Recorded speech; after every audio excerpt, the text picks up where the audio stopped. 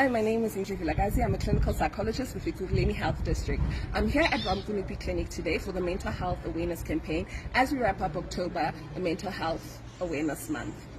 I wanted to speak to you about the causes of mental health conditions, and there are quite a few.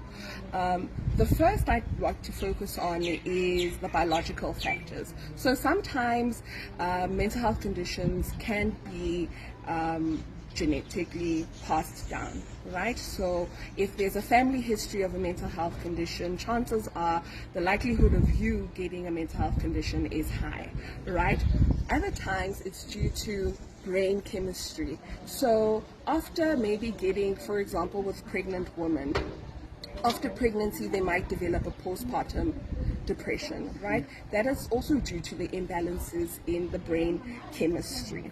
There are other things like psychological factors that include trauma. So after witnessing or experiencing a trauma, one might develop a mental health condition, right? Other things that fall under the psychological factors category would be stressful life conditions. So if there's a lot of family conflict at home, if you're experiencing bullying at school, if you're facing peer pressure or workplace bullying, those things can increase your risk of developing a mental health condition. Some things are substance use disorders, right, which also fall under the psychological factors, right? Substance use can either worsen a mental health condition or begin the process of a mental health condition. So, for example, when we drink alcohol, we worsen our mental health condition, right? We increase our depressive symptoms.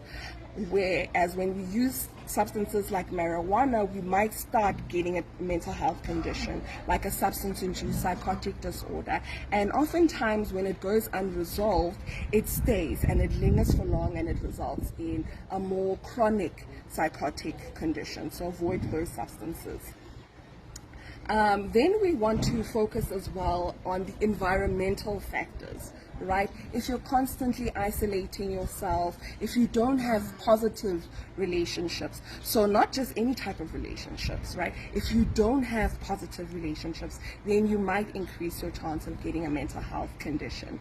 Adverse life events can also cause a mental health condition. So losing someone you love, who's dear to you, can result in mental health conditions, right?